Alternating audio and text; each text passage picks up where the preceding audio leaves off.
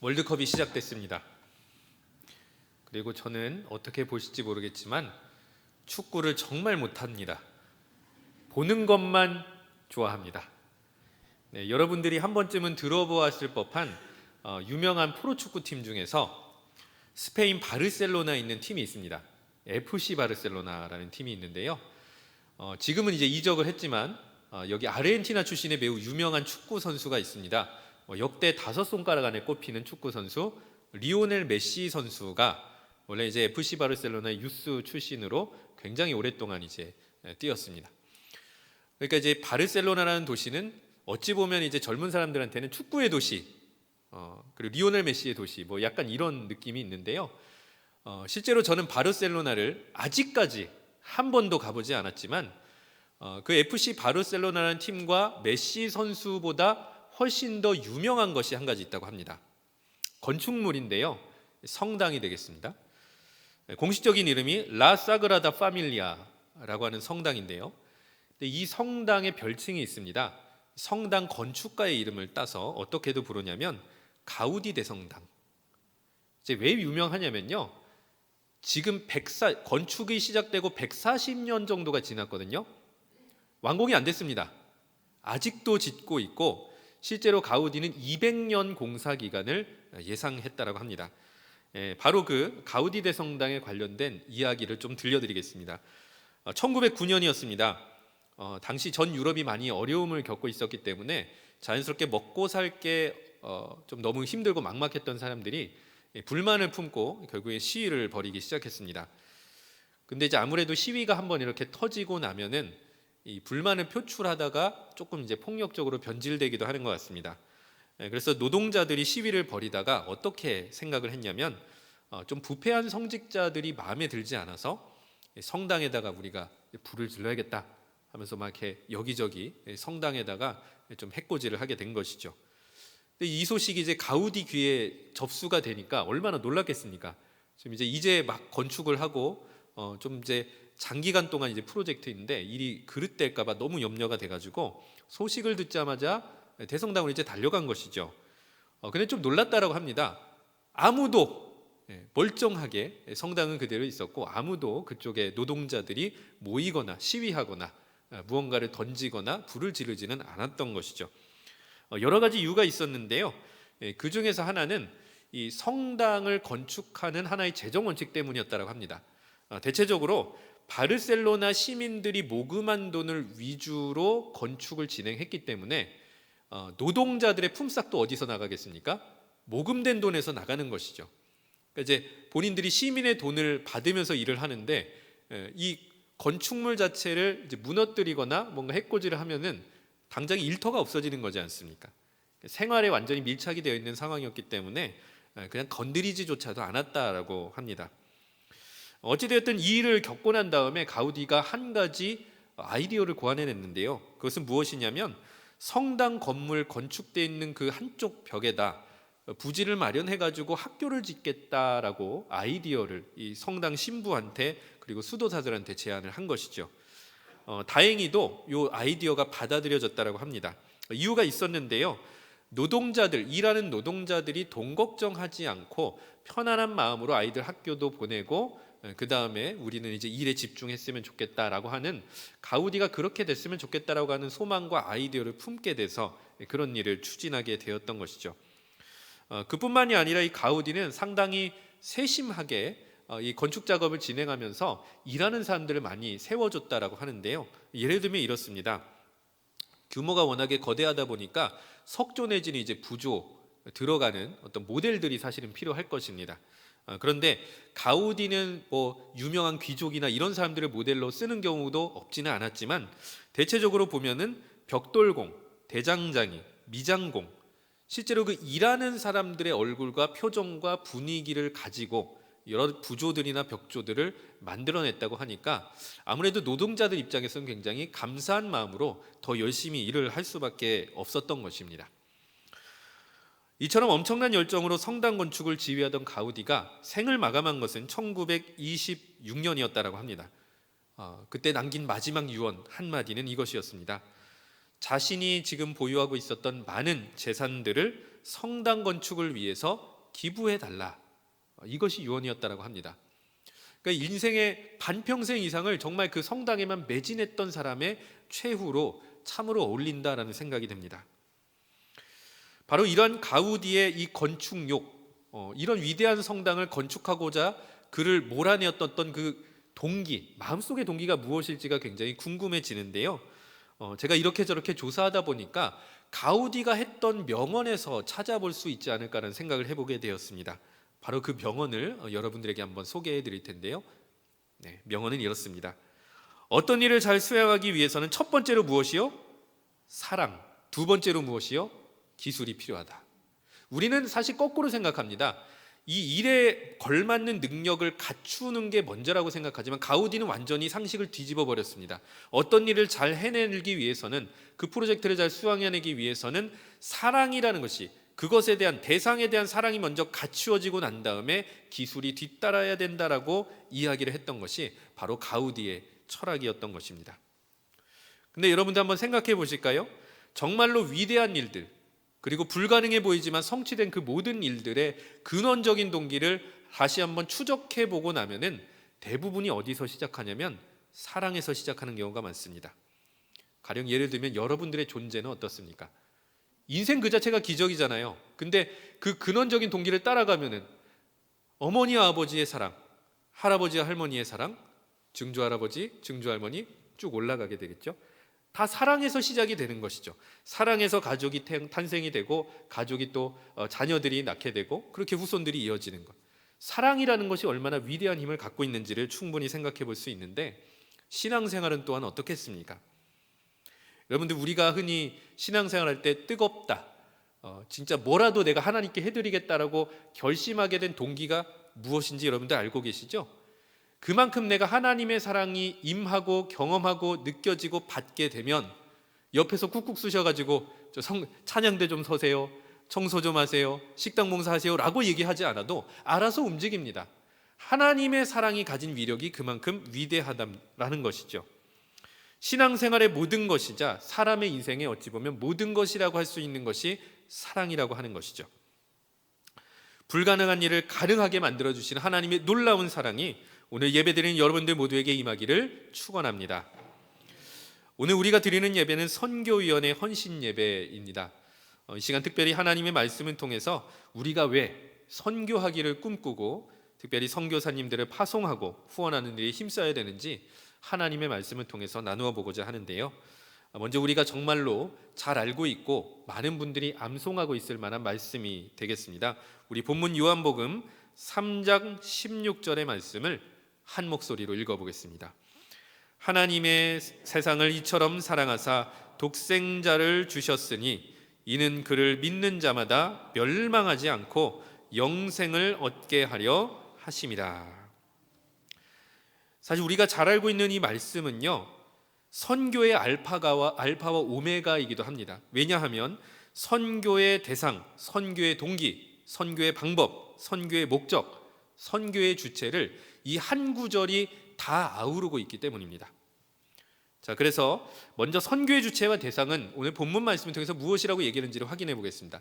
선교의 주체, 선교하시는 분은 누구시냐면 하나님이십니다. 그 다음에 하나님의 선교지, 선교의 대상은 무엇이냐면 세상입니다. 자, 그래서 하나님이, 선교의 주체이신 하나님께서 세상을 이처럼 사랑하사라고 시작이 되는 것입니다.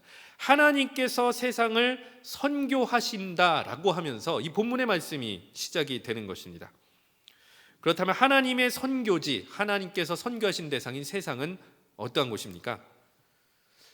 세상 이렇게 여러분들이 만나는 모든 사람들을 살펴보면요, 교인들만, 성도들만 있는 것은 당연히 아닙니다. 믿는 사람도 모여 있고요, 불신자들도 모여 있습니다. 그런데 불신자들 중에서는요, 그냥 가만히 본인의 어떤 종교적인 성향을 가만히 드러내지 않고 그냥 마음속으로 나는 믿지 않으련다 하는 사람도 있고요, 또 한편으로는 이런 사람도 있습니다. 불신을 넘어서서 반박하는 사람도 있습니다. 적극적으로 하나님에 대해서, 교회에 대해서 방해하고 회방을 놓고 이런 사람들도 존재하는 것. 그러니까 하나님을 적극적으로 따르는 사람들, 반대하는 사람들, 이런 여러 가지 사람들이 뒤섞여 있는 곳이 하나님의 선교지 세상이다라는 것이죠. 자, 그래서 어떤 사람들 혹은 믿는 사람들 중에서도 심지어 어떻게 얘기하냐면요, 하나님을 반역하고 자기의 뜻대로 살아가는 세상 사람들은 망해야 된다, 없어져야 된다, 심판하셔야 된다. 자, 그런데 오늘 본문 말씀을 보면은요, 그를 믿는 자마다 멸망하지 않고 이렇게 되어 있습니다. 자, 멸망과 심판이 하나님의 뜻입니까? 어떤 점에선 그렇지만 무조건 그래야 된다? 전혀 아니었습니다. 하나님께서는 심판이 아니라 구원이 먼저다라는 것을 말씀을 하셨기 때문입니다. 그렇기 때문에 하나님이 바라보시는 이 세상은 하나님의 선교지인 것입니다. 단순히 우리가 살아가는 생활의 터전이 아니라 선교지다라는 것이죠. 우리 가정도 선교지고, 일터도 선교지고, 이웃도, 그리고 열방에도 믿지 않는 사람들이 존재하는 한 그곳은 선교지다라는 것을 본문은 증언하는 것입니다. 내가 살아가는 이 세상을 선교지로 삼아 기도를 시작하셨으면 좋겠습니다. 특별히 하나님께서 우리를 그곳으로 보내셨다. 내 가정으로 보내시고, 일터로 보내시고, 내가 살아 숨쉬는 이 세상에 하나님께서 나를 선교사로 파송하셨다. 믿으며 나아가면서 바로 그곳에서 하나님이 파송하신 선교지에서 예수의 증인으로 살아갈 수 있는 성도님들 되시기를 축원합니다. 이처럼 선교의 주체는 하나님이고 그 대상은 세상이 되겠습니다. 그렇다면 하나님의 선교의 궁극적인 동기가 무엇일까요? 오늘 본문의 말씀에서는 선교의 동기는 사랑이다라고 말씀을 하고 있습니다. 하나님은 자신을 거역하고 자기 뜻대로 살아가는 사람들이 뒤섞여 있고, 그 중에서는 자기를 적극적으로 반박하고 거역하는 사람들이 거하고 있는 심지어 이 세상을 그럼에도 불구하고 사랑하사 선교하신다고 말씀을 하시는 겁니다. 특별히 우리가 많은 선교사님들을 후원하고 돕고 있는데, 선교사님들의 제일 큰 도전 중에 하나가 무엇이겠습니까? 말도 안 통하고 문화도 다르고 풍습도 다르고, 사실 어찌 보면 전혀 일면식도 없고 살아보지도 않은 바로 그러한 지역, 그러한 사람들을 찾아가서 복음을 전한다는 것 결코 쉬운 일이 아닙니다. 그럼 그런 분들이 왜 그런 리스크 위험을 감수를 하고, 왜 그런 불편함을 감수를 하고 하나님께서 보내셨다 믿고 신뢰하면서 전혀 다른 세상으로 나아갈 수가 있겠습니까? 저는 선교사님들의 진정한 선교의 동기 안에는 이 하나님의 놀라운 사랑, 오늘 3장 16절이 증언하는 하나님의 사랑이 담겨 있다고 믿습니다. 한 가지 이야기를 들려드리겠습니다. 어느 한 목사님께서 교회에 부임을 하였습니다. 부임하게 되면 제일 기대하는 게 뭐냐면 설교일 것 같습니다. 그렇죠? 부임 설교가 무엇일까? 기대하는 마음으로 첫 예배 시간에 성도님들이 앉아 있었고, 목사님이 이렇게 단상 위에 올라서 설교를 시작했습니다. 근데 그 설교의 주제는 사랑에 관한 설교였습니다.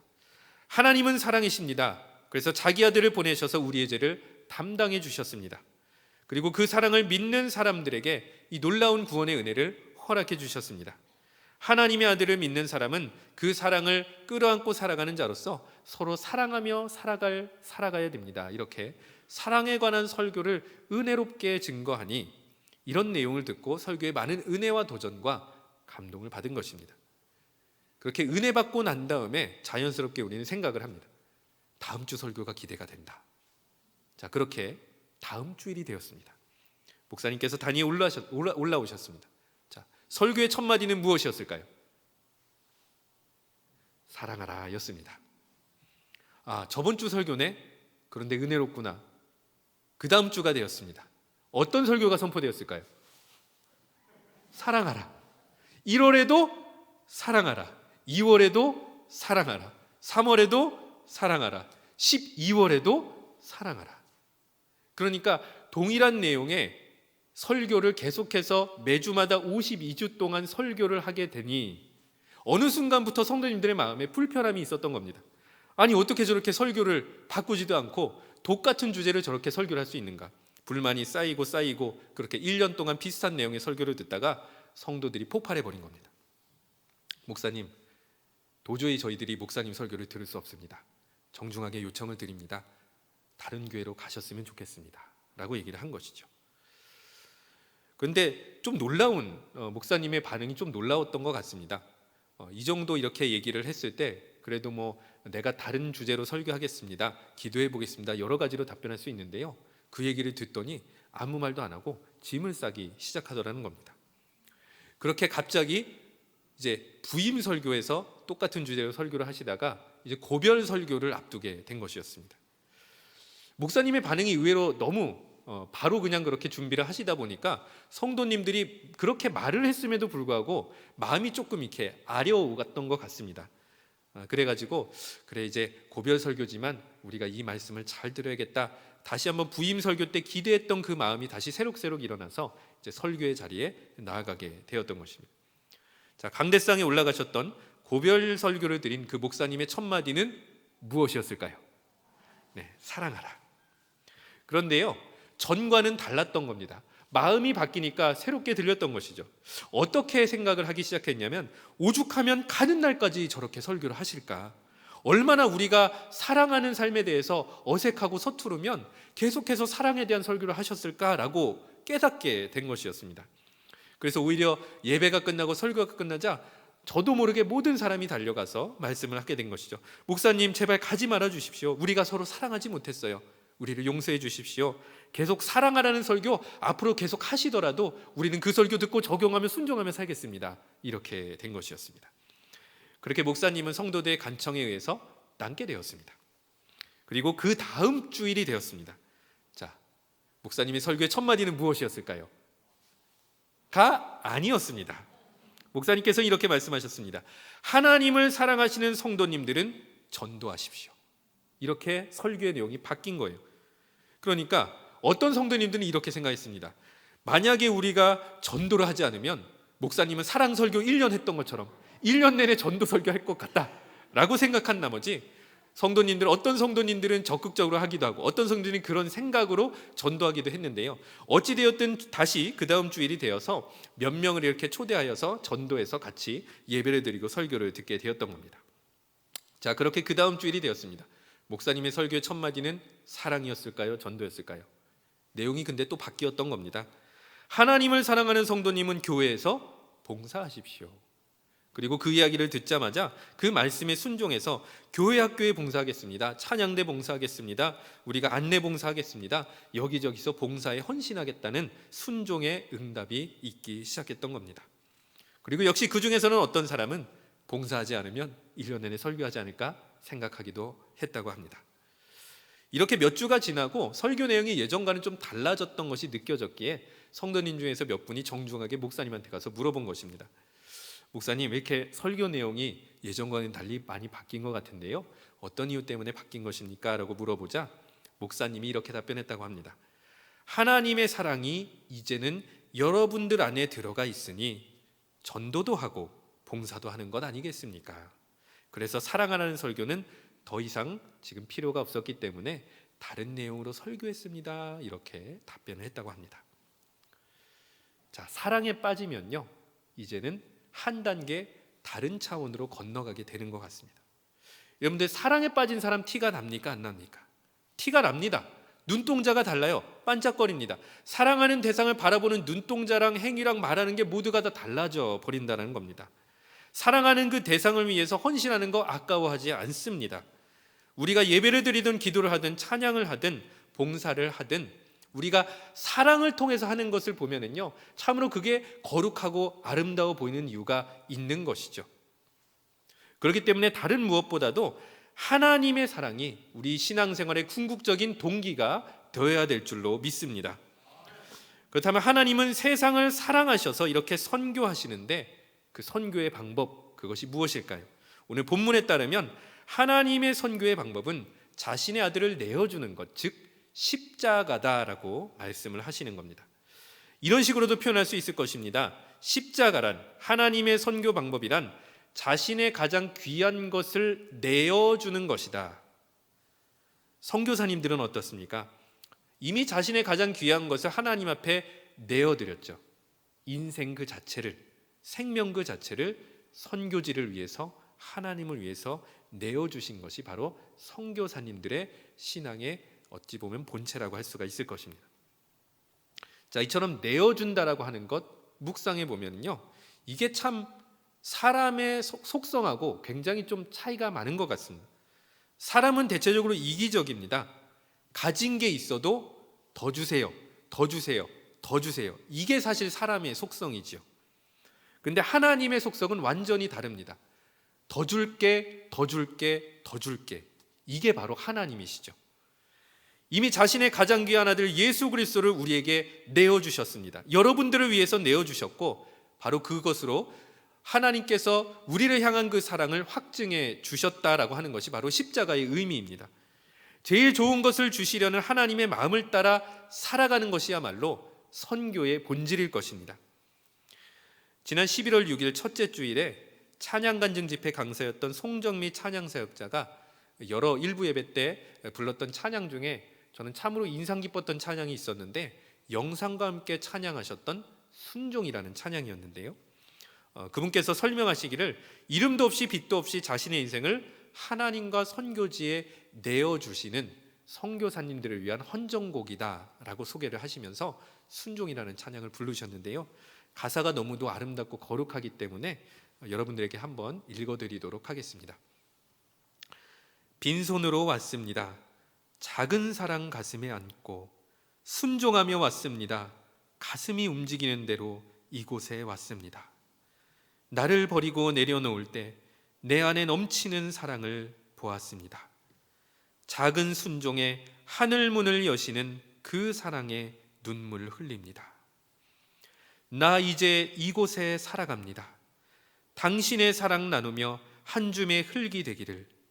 이곳에 나를 묻고 내 생명 다할 때까지 떠나지 않습니다. 사랑꽃을 피울 때까지 순종합니다. 바로 순종의 가사 중에 한 대목이 되겠습니다. 이 찬양의 고백이 참으로 아름답습니다. 세상을 사랑하사 독생자를 아끼지 않고 내어주신 이 하나님의 선교의 방법, 내어주시는 십자가를 주시는 선교의 방법에 기꺼이 순종해서 복음을 듣고 믿어야 될 사람들을 위해 귀한 것을 내어주실 수 있는, 하나님의 선교에 동참하실 수 있는 성도님들 되시기를 축원합니다. 그 다음으로 우리가 본문을 통해서 확인해 볼 것은요, 선교의 목적이 되겠습니다. 하나님의 선교의 목적은 구원과 영생입니다. 우리 16절 하반절 말씀과 17절 말씀을 한 목소리로 읽어보겠습니다. 이는 그를 믿는 자마다 멸망하지 않고 영생을 얻게 하려 하심이라. 하나님이 그 아들을 세상에 보내신 것은 세상을 심판하려 하심이 아니요 그로 말미암아 세상이 구원을 받게 하려 하심이라. 오늘 하나님께서 선교하시는 그 궁극적인 목적이 어디에 있는지를 이 본문의 말씀을 통해서 말씀하시기를, 영생을 얻고 구원을 받게 하시려고 하나님께서는 선교하신다라는 것을 본문이 증언하고 있습니다. 하나님께서 세상을 사랑하사 독생자를 보내신 목적이 바로 여기가 있는 것이죠. 영생을 주시고 구원을 주시려는 데 있다라는 것입니다. 그래서 이제 우리가 할 일이 분명해졌습니다. 그것은 무엇이냐면, 이 세상을 선교하시는 하나님께서 우리를 선교의 동역자로 부르셨으니 그 부르심에 따라서 우리가 이제는 하나님의 선교지인 이 세상으로 나아가서 예수 그리스도를 믿을 수 있도록 복음을 증거하는 삶, 그것이 그리스도인의 사명이요, 그리고 이 영등포교회가 추구해야 될 거룩한 목적이다라고 하는 것이죠. 그리고 이 일을 위해서 하나님께서 우리의 인생을 내어주라라고 말씀을 하시는 것입니다. 우리의 인생을, 우리의 여러 가지 가지고 있는 재능들을, 은사들을, 기도를, 헌신을, 물질을 내어주는 것에서부터 하나님의 선교에 우리는 동참하는 하나님의 선교사로 살아갈 수가 있는 것입니다. 우리는 흔히 생각합니다. 선교라고 하면은 전도보다 조금 더 마음이 무거워집니다. 그래서 어떻게 생각하냐면요, 선교는 선교사만 하는 것이다, 이렇게 생각을 하는 경우가 많은 것 같습니다. 자, 그런데 사실 우리는 굉장히 다양한 방법으로 하나님의 선교에 동참할 수가 있습니다. 우리 마지막으로 성경을 한번 찾아보려고 하는데요, 누가복음 8장 1절부터 3절까지의 말씀이 되겠습니다. 우리 누가복음 8장 1절부터 3절까지의 말씀입니다. 우리 본문을 함께 읽어보겠습니다. 그 후에 예수께서 각 성과 마을에 두루 다니시며 하나님의 나라를 선포하시며 그 복음을 전하실새 12 제자가 함께하였고, 또한 악귀를 쫓아내심과 병고침을 받은 어떤 여자들, 곧 7 귀신이 나간 자 막달라인이라 하는 마리아와 헤롯의 청지기 구사의 아내 요한나와 수산나와 다른 여러 여자가 함께하여 자기들의 소유로 그들을 섬기더라. 예수님께서 여러 마을을 다니시면서 복음을 전하는 상황에 뜻밖에도 어떤 사람들, 즉 제자들과 같은 사람들은 예수님의 사역에 직접 동참하여서 예수님처럼 사역하는, 기도도 하고 중보기도도 하고 병고침, 기적과 신유 이런 것들을 나타내며 제자들이 그렇게 열심히 활동하고 예수님과 그렇게 살아가는 동안에 또 다른 방식으로 선교하는 다른 존재들이 있다는 것을 오늘 본문의 말씀이 증언하고 있는 것입니다. 그런데 이 사람들이 어떤 사람들이냐? 악귀를 쫓아내심과 병고침을 받은 어떤 여자들, 다시 얘기해서 3명입니다. 마리아랑 그리고 요한나랑 수산나 그리고 여러 명의 여자들이 있는데 이름은 3명이 나옵니다만 이 여러 명의 여자들이 어떤 은혜를 입었느냐? 예수님이 선교하시는 현장에 있었다가 예수님께서 그들을 병을 고쳐주시고 악귀를 쫓아내주시는 놀라운 은혜를 입었더라라는 것이죠. 이 중에서 특별히 우리는 막달라 마리아라는 유명한 여인을 만나게 됩니다. 이 막달라 마리아에 대해서 설명을 하기를 7 귀신이 나간 자, 막달라라는 동네 사람인데 이름은 마리아다, 이렇게 본문은 이야기를 하고 있습니다. 자, 그러면 7 귀신, 여러 가지로 우리가 해석을, 학자들이 또한 해석을 하는데요, 히브리적인 의미로 보면은 7이란 완전하다라는 뜻을 품고 있습니다. 자, 그렇다면은 일단 귀신과 7이라는 단어가 어울리진 않지만 우리가 함께 묵상을 해볼 수도 있는 것이죠.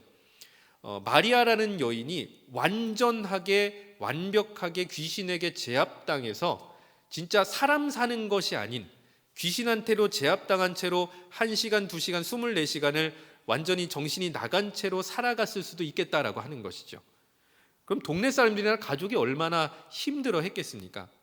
근데 오늘 이 여인에게 어떤 일이 일어났냐면 쫓아내 주셨다. 그 귀신, 7 귀신으로부터 예수님께서 해방해 주셨다라고 하는 것입니다. 그 외에도 요한나, 수산나 여러 여인들이 이런 축기와 병고침을 통해서 은혜를 입었죠. 자, 그런 다음에 이 여인들의 반응이 상당히 중요한데요, 이 3명의 여인이 어찌 보면 직접 활동하는 선교사님들을 후방 지원해 줬다라고 오늘 이 누가복음 8장 1절부터 3절이 증언하는 바입니다. 자, 그래서 어떤 식으로 이 3절 하반절을 볼 수가 있냐면 3절 하반절에 보면은 자기들의 소유로 그들을 섬겼더라. 새 번역은 이렇습니다. 자기들의 소유로 그들을 섬기더라. 공동 번역은 자기네 재산을 바쳐 예수의 일행을 돕고 있었더라. 그러니까 이 내용을 봤을 때 1회적, 그러니까 은혜 받고 그때만 이렇게 도왔던 것이 아니라 계속해서 그 일행들을 따라다니기도 하고 아니면 소식을 듣고 필요한 것들을 섬기면서 여러 차례 계속하여서 예수와 그 제자들을 도왔던 것이 여인들의 사역이요 여인들의 하나님의 선교였다는 것을 증언하는 것이죠. 말씀의 결론입니다. 여러분들 하나님을 사랑하십니까? 하나님을 사랑하십니까? 하나님의 사랑을 받으셨습니까? 그렇다면 선교하십시오. 선교지로 나가서 복음을 전하는 것도 선교지만 세상을 사랑하사 선교지로 삼으신 하나님의 마음을 따라서 내가 살아가는 그곳에서 예수를 잘 믿고 복음을 전하고 필요한 것들을 이웃들에게 나누어 주는 것도 선교라고 오늘 본문이 증언합니다. 우리 각자가 또 다른 마리아, 요한나, 수산나가 되어서 선교사님들의 사역을 기도와 관심과 물질로 돕는 것도 선교입니다. 현재 영등포교회는 파송 선교사로 강성민 선교사님, 협력 선교사로 심우섭, 차연철, 강신구, 이면준, 최재현 그리고 리다 선교사님을 후원하고 있습니다. 세상을 선교하시기 위해서 이 영등포교회를 세상 가운데로 파송하신 하나님의 뜻을 따라 우리 선교사님들을 계속해서 힘껏 도우며 우리 각자가 파송받은 이 세상의 하나님의 선교자로 살아가실 수 있는 우리 성도님들 되시기를 축원합니다. 기도하겠습니다. 세상을 사랑하사 구원하시기 위하여 독생자 예수 그리스도를 아낌없이 내어주신 하나님께 찬양과 경배를 드립니다. 이 영등포교회가 선교사를 파송하며 후원하는 일에 계속 쓰임을 받으며 우리 각자가 선교의식을 갖고 내가 속한 곳을 선교지 삼아 복음을 전하는 거룩한 성도, 거룩한 교회가 되게 하옵소서. 강성민 선교사님, 심우섭 선교사님, 차연철 선교사님, 강신구 선교사님, 이면준 선교사님, 최재현 선교사님, 리다 선교사님의 사역에 성령의 기름을 부어주시고 복음을 전할 때마다 열방이 주께로 돌아와 예배드리는 역사가 일어나게 하옵소서. 특별히 인생을 하나님께 바쳐 순종한 선교사님들에게 제일 좋은 것으로 채워주시고 제일 좋은 길로 인도하여 주옵소서. 이 모든 간구를 우리 주 예수 그리스도의 이름으로 기도드립니다. 아멘.